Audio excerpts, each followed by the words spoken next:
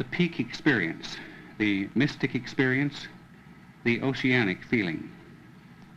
Feelings of limitless horizons opening up to the vision, the feeling of being simultaneously more powerful and more helpless than one ever was before, the feeling of great ecstasy and wonder and awe, the loss of placing in time and space with, and finally the conviction that something extremely important and valuable has happened. Yeah, it's a very good thing for a person.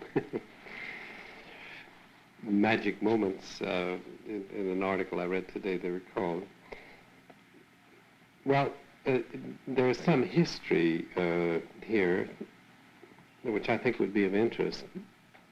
In my subjects at first, what I stumbled across, this I wasn't looking for, were what I had to call mystic experiences. There were reports of such experiences. And I had come into this investigation with the normal equipment of the normal person of the culture, thinking that mystical experiences happen to one saint, you know, every century or something like that. And here I kept, people would talk to me in the same words as Saint Teresa or Meister Eckhart or some of these other people that I'd read, the famous mystics.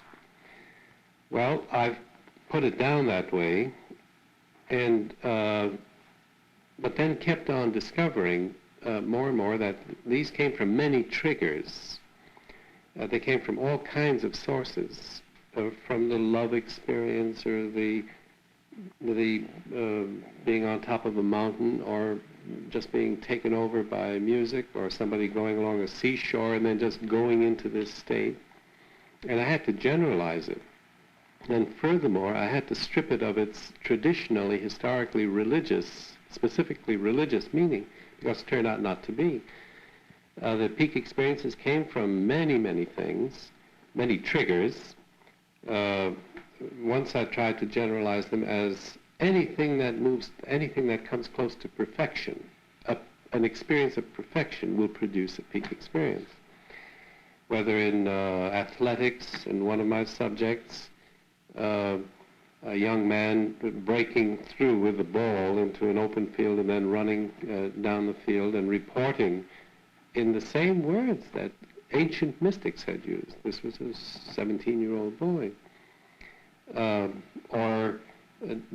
Totally stumbling across this by the purest accident of the women in natural childbirth reporting ecstasies of mystic experiences or peak experiences.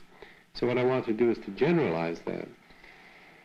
I found since that peak experiences do not occur, they're not the exclusive prerogative of one pantheon of people, but they occur very widely through the population.